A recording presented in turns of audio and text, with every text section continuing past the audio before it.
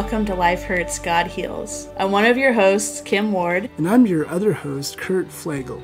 And on this episode, we are continuing our conversation with Dr. Deanna Shrodes, who helps us see from an adoptee's perspective what it means for all of us to be worthy of God's love. Let's jump into part 2 of Worthy to be Found.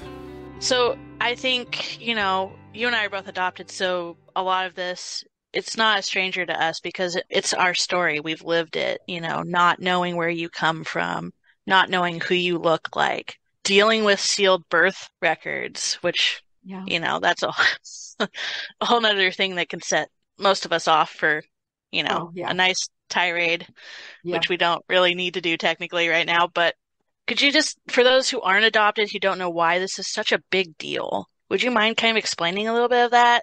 I think it's so common that with anything we face in life, it is hard for us to put ourselves in another person's shoes.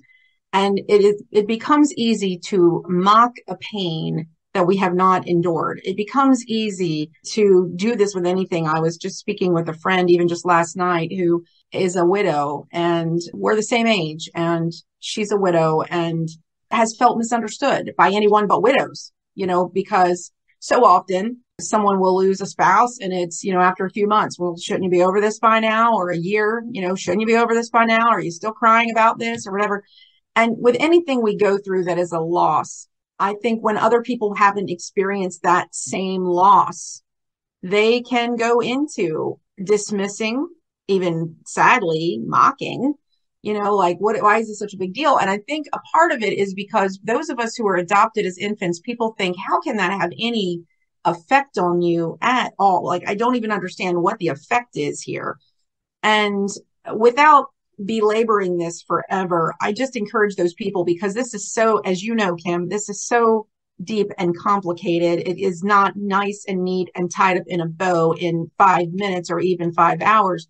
And I tell people there are so many scientific studies that are done, so much research that now shows exactly how even infants are affected. Even someone who may not even know they're adopted could be affected in this way by the loss that they feel. I could cite just a bazillion sources here. There's no time for that. But one of them is The Body Keeps the Score by Bessel van der Kolk, and where he talks about, you may not talk about this. You may shove it down. You may not outwardly recognize it, but your body is keeping the score of every single thing that you have been through. And so we do feel this loss very deeply. And this is not to say that God cannot work through our pain, that God cannot redeem everything, that God cannot use all of our stories for his glory. He certainly can. But one thing that's very hard for non-adoptees at times to understand is that to be adopted, which of course they just focus on the wonderfulness of adoption, to have that wonderfulness that they speak of, you first have to lose your entire family. And I often put it in the words of, can you just imagine anybody in this world losing their entire family, just bam, in a car wreck? Nobody would go up to you and say, you just need to get over losing your family in that car wreck. You just need to get over it. It's just move on to this. God's going to give you a new family. Just be happy for that. We would never say that to somebody who just lost their family in a car wreck and just tell them to, don't think about that. Just think about this new family that God's going to give you, that we believe God's going to give you right now, or that God has given you right now. And so people don't translate this real well when it comes to adoptees, that we have had a profound, significant loss in losing our entire first family. And this does not mean that you don't love your new family. This does not mean you don't love your adoptive family. This does not mean you don't love your adoptive mother and father and sister, brother. And, this does not mean that you're not grateful. So often, even if you express any pain, it's like, oh, well, you must just be ungrateful. It doesn't mean, just because you talk about a loss or pain doesn't mean you are ungrateful. Just like, let's just say that a person is remarried after the loss of their spouse and they have a new spouse, and this is a brand new, wonderful spouse. The fact that they may talk about on the previous spouse's birthday or, any other event and say, he or she is missed, that doesn't mean they're ungrateful for their new spouse or they don't love their new spouse. It just simply means that was a profound loss in their life, and they still recognize that that person means something to them. And so there's room for more than just one person in our lives or two people or whatnot. And so often the loss of an adoptee is just not recognized. It's just dismissed entirely. Like, you were a kid. Who cares? God provided something else for you. And that's what you need to focus on. Don't think about the past. Don't think about this or that. And as you know, Kim, it's impossible for us to not think about the past. There's so many things that intricately tie us to our first family. I was not raised with, I didn't spend 9 months in Gus's body before I was born, like I did my birth mother. But I am so much more like Gus than my mother. It is uncanny. It is unbelievable. It is just outrageous. My husband always says, Gus is still here in this form every single day. Like, I still see Gus in you every single day, mostly through how you act. And I wasn't raised with him. I didn't spend 9 months in his body, but I'm still so much like him that he is a part of me. And this was a profound loss. And so to not have that loss acknowledged, that is re-traumatizing. And again, I just feel like I know I'm preaching to the choir here. You already know everything I'm saying. And so I don't want to be insulting here. I know you're asking me to explain it to other people. So that's what I'm doing. It's so often re-traumatizing when we are dismissed and told that this shouldn't matter. Yeah. I hope I did a good job answering that. I tried my best. That was good. And I think then there, of course, the other danger we've talked about is for the adoptees who grow up in the Christian community to then also get dismissed in that way and go, well, God had a plan and he meant for you to be, with your adoptive family, mm-hmm. which, yeah, God works, all things together for good. We believe that. Mm-hmm. But it becomes another way of being dismissed, or, oh, we're all adopted. We're all God's kids. Oh, sorry. Okay. Yeah. Cringed a little bit saying that one again, because as Kurt and I have talked about this, because he's also my spiritual director, on top of everything else. Adoption now looks very different than adoption did in Paul's day when he was writing about it. Right. It wasn't an infant. It was someone who was old enough to make a choice. Yeah. Right. It's talking about salvation. It's talking about spiritual adoption. It's talking about salvation in Jesus Christ, not adoption as an institution in the world, or whether we be in the United States of America or any other country. It's not talking about the institution of adoption as social work. It's talking about receiving Jesus Christ as your personal savior and being adopted as a son and daughter of God. So yes, it's different. And you're right. I mean, I run up, as you know, we are a rare breed in the adoptee community, those of us who are believers. And it is very hard. I mean, you just run into thousands and thousands and thousands of people who say, why do I want to, go to church or believe in God when I'm told that, God put me in the wrong tummy, or, God always planned, this for me. Well, why would God plan that kind of significant loss for me from the very beginning of the world? I mean, it's very hard to get through to adoptees in these situations and let them know that Jesus loves them so much and wants to help them and heal them and have a relationship with them. And that, no, Jesus did not put them in the wrong tummy. But it's hard sometimes, as you know, to get those thoughts across and to explain why we believe in Christ, why we serve Christ, and to separate that. And I know that so many adoptees, when they go to church and when they have ventured into the doors of the church and they want to find healing. I know one gal that tried to have a Celebrate Recovery group. Celebrate Recovery is so big in so many of our churches, and it's a great program. And I happen to love the program. I've only heard amazing things about it. And her church has a huge Celebrate Recovery ministry. And they have everything from, recovering from divorce, recovering from drugs, recovering from alcohol, recovering from codependency, recovering from abuse. And she wanted to have a Celebrate Recovery for adoptees. And she was practically laughed out of the room. The pastoral staff said, absolutely not. This is the craziest thing we've ever heard. Well, that just completely turned her off 100% to the church. She just, had from what I understand, kind of a deconstruction from that time on, which is super sad. I mean, that would have been a wonderful outreach opportunity for that church to have a Celebrate Recovery group for adoptees to find healing in Jesus Christ. And you and I both have experienced that. And we know that we can have healing through Jesus Christ and that he can help us through this significant loss in our lives. And so I am passionate about telling people within the church. And it's hard, as you know, Kim, it's hard because when we even try to tell people within the church, so many times we're immediately shut down as this is the craziest thing we've heard. We don't. Yeah. And so just to get, and I was even explaining to somebody, even just in the last day, I was saying, the church has their ears shut to this to a large degree when it comes to adoptee voices. And yet here we go with adoptees committing suicide at 4 times the rate of their non-adoptee counterparts, or attempting suicide, not necessarily, from what I understand, the statistic is attempting, not necessarily succeeding. So adoptees attempt suicide at 4 times the rate of everyone who is non-adopted. And we are grossly overrepresented in treatment centers, therapy, in rehab centers. And yet the church is still turning a deaf ear to the trauma. And we need to stop. Can I ask something here? As someone who you both are safe with and yet has not gone through that experience, I would love it for me personally, and I think for others, if you would just share, like, would you name the emotional trauma? Like you are not being dismissed here. You are not being minimized in this space. And I would love it if both of you would share the emotional and mental trauma, like name the things that you've had to struggle with because of the very fact of being adopted as, babies. And I think that as you share that, if no one understands adoption out there, maybe they haven't, like me, haven't gone through that experience, I'm sure a lot of people will relate, and especially in our world, will relate to the trauma. Sure. Maybe from a different direction, but they will. Do you want to go first, Kim? Yeah, I think the first thing I remember thinking is, why wasn't I good enough to be kept?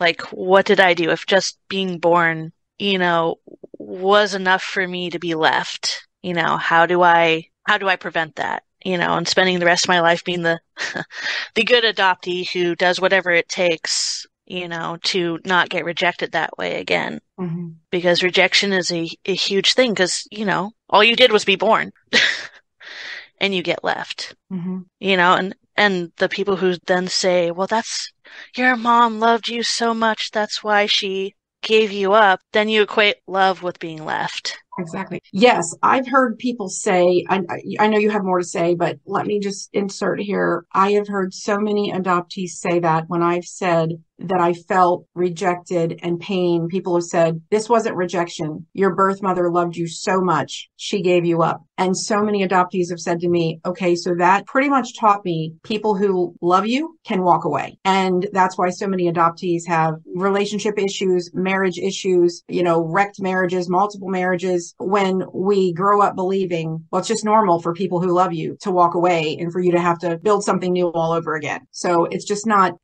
normal. So anyway, go on, because I'm loving what you're saying. Yeah, that was the big one. I think the other one was, you should just be glad you weren't aborted, which Right. then speaks to you must be worthless. You must be trash because, Right. if you can just be tossed out, like you don't matter. Like the alternatives your only alternative to being adopted was being tossed away like a piece of garbage. You know what I always say to people who say that, and I know it's probably a really sarcastic response, but it's just, I've gotten so sick of this that when anybody says to me, you ought to be glad you weren't aborted, I said, well, you ought to be glad you weren't aborted too, because everybody in this world could have been aborted. I mean, why should I feel this way any more than you should? Every one of us could have been aborted. And so by that logic, all of us should just be grateful we weren't aborted. And I agree with that. We all should be grateful we weren't aborted. But why are you focusing on me when you say that? Yeah, that's because I remember I was like 13 or 14 the first time I remembered kind of going, like, admitting out loud to anyone that I missed my birth parents or my birth mom. And that was the instant response I got,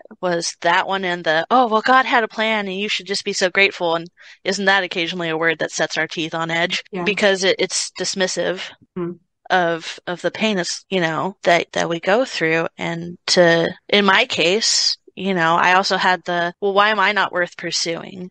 Because I have a younger sister who's also adopted, and both of her birth parents sought her out and pursued her. And my birth mom wanted nothing to do with me. She refused to look at me in the hospital. She refused to touch me, wanted nothing to do with me. And I knew that story from the time I was little. So there's okay, well, what's wrong with me? Even more so because the people who were supposed to pursue me didn't. Right. Yeah. That's so huge. It is. And I also want to back up to what you said. You're saying a lot of things that are really rich here. You said when you would talk about missing them, we're often completely dismissed because people assume you can't miss someone that you've never met that you can remember. There's that great resource by Paul Sunderland, Recalled Not Remembered. It's the YouTube teaching that he does based upon his research, Recalled Not Remembered. And he talks about how there's still that imprint on our lives. Even if we were infants and we can't recall it, it's recalled, but not remembered. And you can miss somebody you're not even in relationship with. And so often we're dismissed when we're talking about those of us who are adopted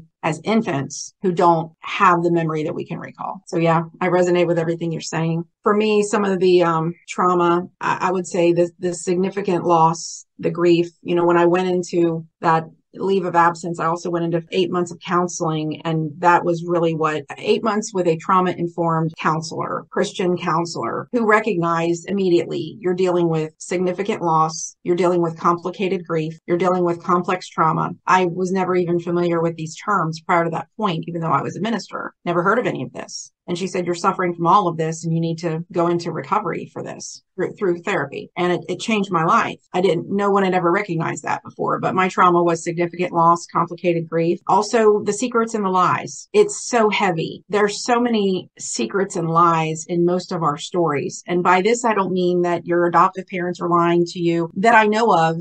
With my adoption issues, my adoptive parents have never lied to me. So thankfully I've never dealt with that, but I have plenty of friends whose parents told them everything from your parents died in a car crash to whatever else, to try to dissuade them from searching. You might as well not look because we were told your parents died in a car crash. I'm so thankful I never went through anything like that and that my parents did not lie about anything. But with my birth parents, there were a lot of lies. So in an effort that I wouldn't find them, and just lies told about the circumstances, the relationship, whatever. And then of course the secrets, which come into play not only with your birth parents, but also with the law and with the way that our laws are set up. It's just so archaic. It's crazy to think about, it's so hard to even explain to Christian believers that, okay, when adoptees have a birth certificate, half of which are lies, they're total untruths. When an adoption certificate, it would make sense for an adoption certificate to have all these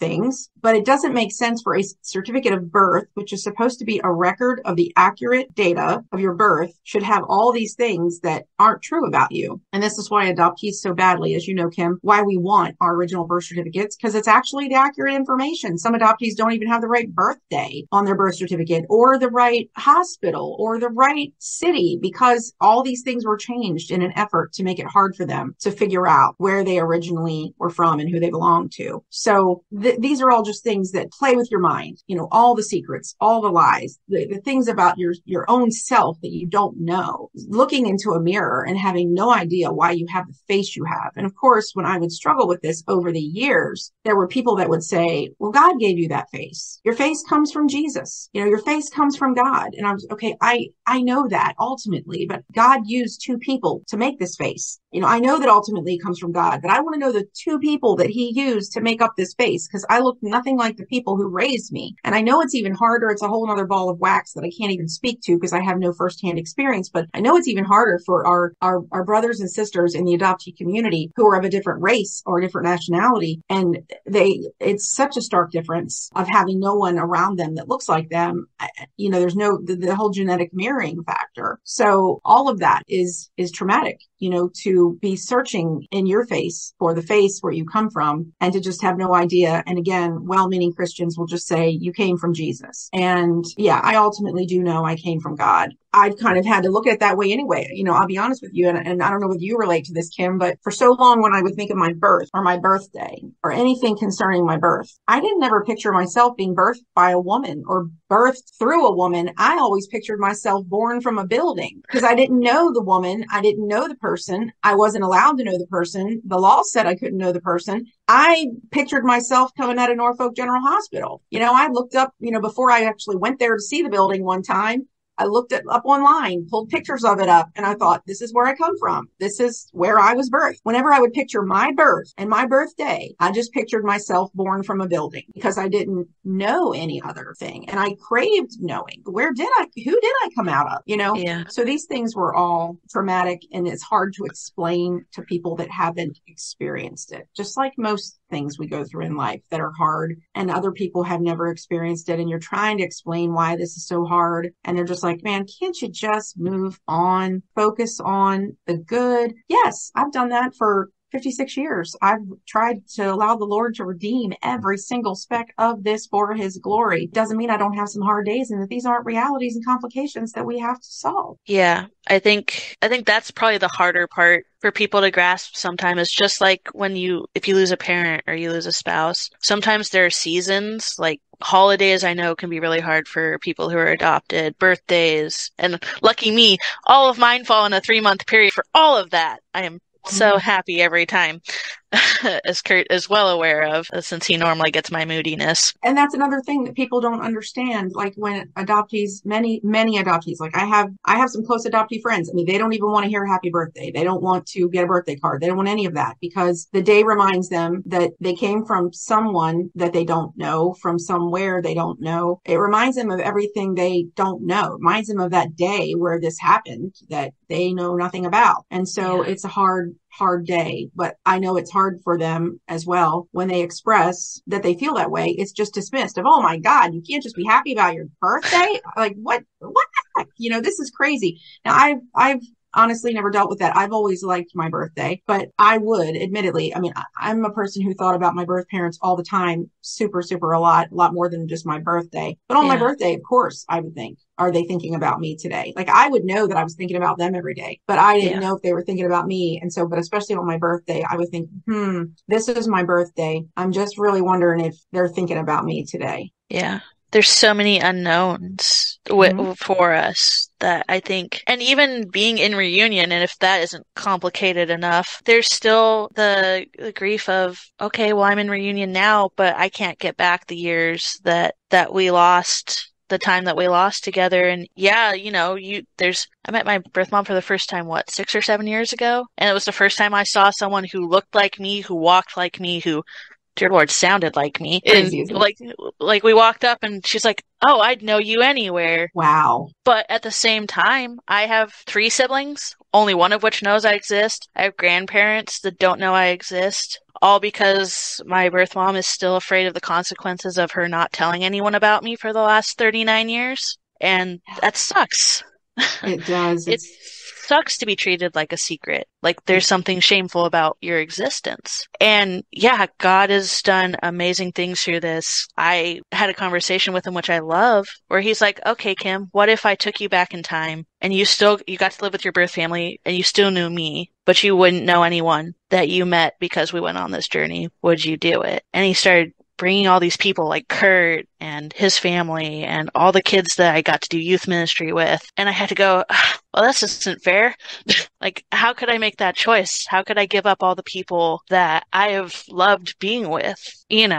I mean, yeah, it was in a perfect world, adoption wouldn't exist. If our world wasn't broken, let's face it, adoption would be one of those things that wouldn't exist because we wouldn't need it. It would never be necessary. But we do live in a broken world. So yeah, people make broken choices. That's the wrestling match that I think adoptees have to face all the time, especially Christian adoptees, of someone else's choices affected us so hugely that now we struggle with grief and complex trauma and all these things that none of it was because of choices we made. Right. It goes on. And people will say, you're still talking about this? Well, they don't realize how it affects our life on a daily basis. And it's not like we're looking for it. I mean, this affects me, first of all, as you know, I don't have to tell you this, it affects you every time you go to the doctor.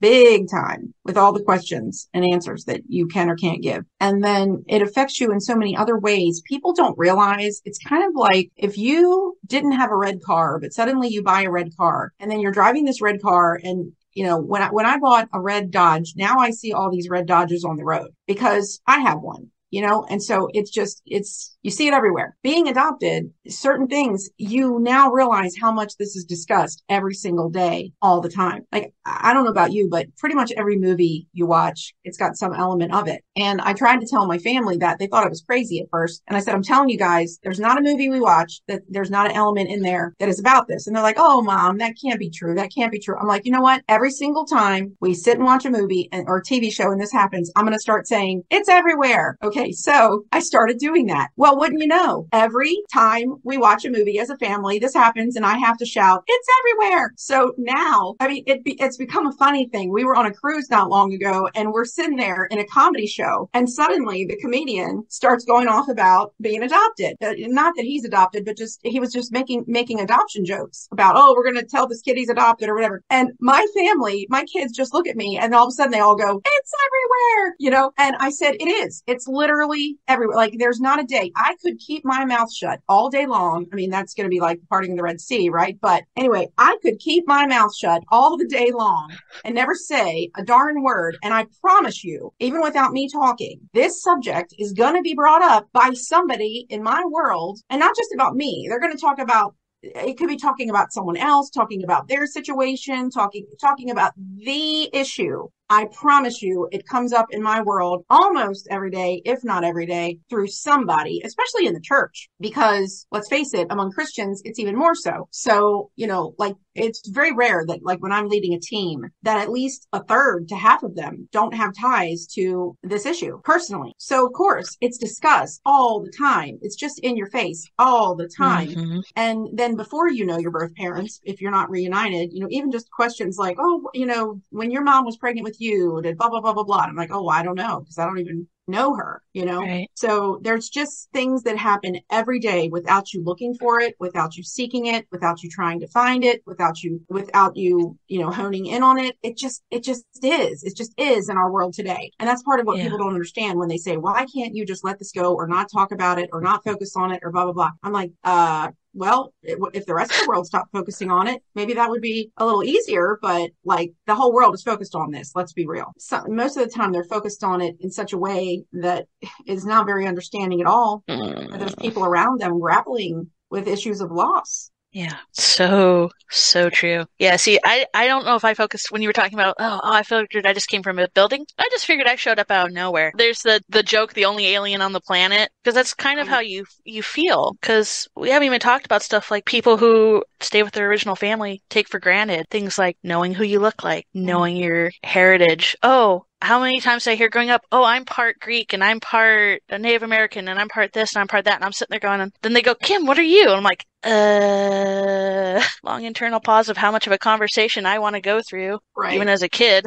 you know, it's a lot. I understand. I think if we could go here, this is exactly what I wanted to hear for me and for everyone else. Would you, both of you, having gone through this for years and, you know, walking with Jesus on this journey, what would you suggest for people, both the parents of adoptees and adoptees who are just beginning the journey of desiring healing and not knowing where to start? What steps would you give them from your own experiences? Well, let me say that it's been a totally different experience for me once I was in community. For so long, I was alone and quite frankly, afraid to share my feelings. It's so much harder going through this when you're not in community. So one of the first things is get in community. And some of my community is in the adoptee community, not necessarily with believers, but just with people who understand. And then connecting also with believers who are adoptees like yourself, Kim, that understand this on a personal level. So community is absolutely huge. Like my friend Laura Dennis, who's my closest adoptee friend, and she's not a believer, but she's mentioned many times how different it was when I went through secondary rejection with my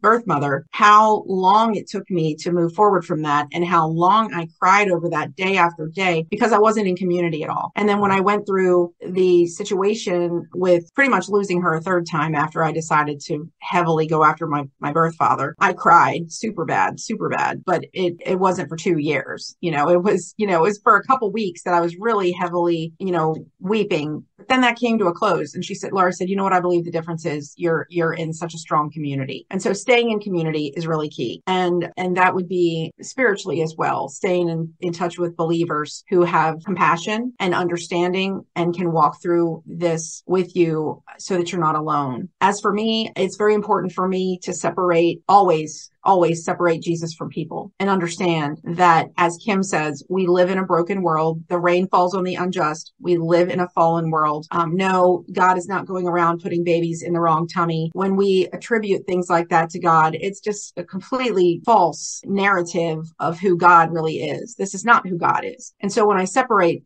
God from the actions of my birth parents or of the adoption industry or of laws that are in the United States of America, that all that has nothing to do with God. And when I focus on, many adoptees who are not believers have said to me, how can you be a Christian with all this stuff that we have to deal with from, everything that we've talked about today? And how can you be a Christian? And I say, that's a very easy answer for me. We've got a lot of complication in these issues, and we've got a lot of things that aren't easily identified. But I'll tell you, this is easily identifiable for me. It's very easy for me to keep my trust in God because he's the only one that hasn't failed me or left me. And I don't attribute the bad choices of anyone in these earthly scenarios to God. I see God as separate from all of that. And so I trust him. I serve him. I lean into him. Prayer is so key for me, leaning into prayer, leaning into worship. I'm a big believer in soaking worship. I love soaking worship and soaking prayer and journaling and all of the spiritual disciplines. I lean very heavily into all of that, prayer and fasting and soaking and just all the above, to deal with these issues in my life and more, not just the adoption issues, but all issues. And so these are the things that have brought me healing and freedom, and having people pray for me that also have compassion in this situation. Yeah, that's good.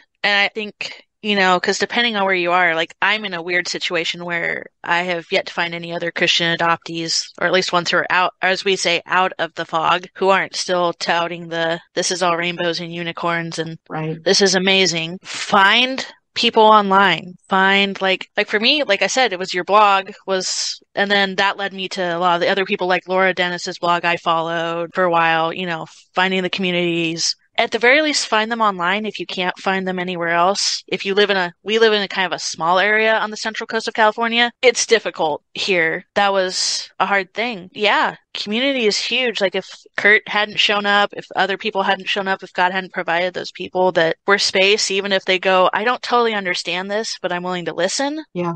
Like that's a real friend. Yeah, that's a real leader. Yeah, and that's what you need. Like it's tempting to try to do it alone. I get it. I do. I tried it alone for a really freaking long time, and boy did I hate that. Looking back, because you're so afraid of rejection again, or of being told, "Oh, are you still going on about this?" Or, "Well, that was just your experience." Like or how can you be angry about this? I'm like, because it's wrong? That seems like a pretty simple answer, but it's worth taking the step out there. It's hard. It's not easy, but I'd say it's worth it, and I guess at the very least you find out who really will be there for you. Yes, absolutely. That's, like I said, the blogs help. Like they really do, as far as, especially when you're first starting, words can be hard to find. Yes. Because you feel it, because you spent so long probably trying to deny you felt any of it, right. Especially for those of us who grew up in the church, because it was wrong. There was something wrong with you if you felt grief. There was something wrong with you if you didn't feel thankful for all of this, if you had doubts, if you missed people. It was kind of communicated that there was something wrong with you. Absolutely. So words are so important. Like I'm going to wrap myself out but, when I was going to go talk to Kurt for the very first time, when he offered to start meeting with me, and I'm sitting there going like, okay, well, adoption is a huge part of all the things I'm struggling with, but I'm slowly learning to use them, but they're not my strong suit. How do I do this? Like, how do I make him understand? So I copied and pasted a bunch of stuff off your blog and printed it out and made a handout. And I'm like, here, you need to read this first. Oh my gosh. It was thick. Are you serious? Yes, I did. Well, that is hilarious, but I'm honored. Well, because, you kind of gathered the resources, so I didn't have to find a bunch of it. Because I was like, and I still have it saved on my computer, so if I have to do this again at some point, I can just, read this packet. If you can't handle reading this packet, we probably shouldn't keep having this conversation. It's hard to find safe people. Yeah. I am so thankful to have you on this, Deanna. This has been so great. Oh, it's been great to be with you. Thank you for the honor. So one of the things we like to do is we like to ask the person that we're interviewing to pray for anyone who's going to be listening to the podcast. Yeah, I'd love to. Father, we just pray right now for anyone who's going to be listening to this, God. We know that you are already in the future waiting to show us around. You knew before Kurt and Kim even planned this episode. You knew who needed to hear this. And so, God, we just pray right now that you reach out and minister, God, to each person listening. Help them to know they're not alone. They're not crazy. Lord, there is hope. There is help. And God, you are touched with the feelings of our infirmities. You are touched with our significant losses, with our complicated grief, with our complex trauma, with the things, Lord, that we've been dismissed over again and again. God, you've never laughed. You've never dismissed us, God. You just desire, Lord, to open your arms and to just wrap your loving arms around us and minister to us through your Holy Spirit on every one of these issues, God. We are not left comfortless, Lord. You are our comforter. You come to us and you desire to do a work of healing and hope in our lives. And I pray, God, that those that are listening would not just listen to this and just turn it off and continue, if they're in that space of believing that there's no help, there's no hope. God, I pray that you would just help them to see that that is a lie of the enemy and that you have a hope, you have a future, you have a plan. And it doesn't include getting dismissed. It includes getting help. It includes being filled with hope and having a future, Lord, for each person. And I pray for those listening that maybe they're not adoptees, but they're parents or they're friends of adoptees or such, or they're just church people or church leaders. God, I pray that you would fill their hearts with compassion. Fill them, God, with a desire to meet people where they're at and more than anything, to listen and to care. It shows so much love just by listening. And so we pray, God, that people would open their hearts to listen and to care and to be agents of your healing, agents of change in hearts and lives. And we thank you for this in your precious name, Jesus. Amen. Amen. Thank you for the invitation. Really, I'm super honored. Yeah. Thank you. I'm grieving lost ministry opportunities for the church right now. I'm right with you. Yeah. Thank you for being a person who cares. Thank you for sharing so much, Deanna. I can't even put into words how powerful this was. Wow. Yeah. And thank you again for being willing to do this with two people you've never met. It's a pleasure. Thank you so much again for inviting me. I'm super honored. Thank you so much for listening to the last episode of this season of Life Hurts, God Heals. But keep an eye out this summer because we may have a few surprise episodes for you. In the meantime, if you want to contact us, you can find us on our YouTube channel or on our Facebook page, both simply titled Life Hurts, God Heals. And of course, last but not least, please remember that from God's perspective, you are His beloved, so choose to be loved.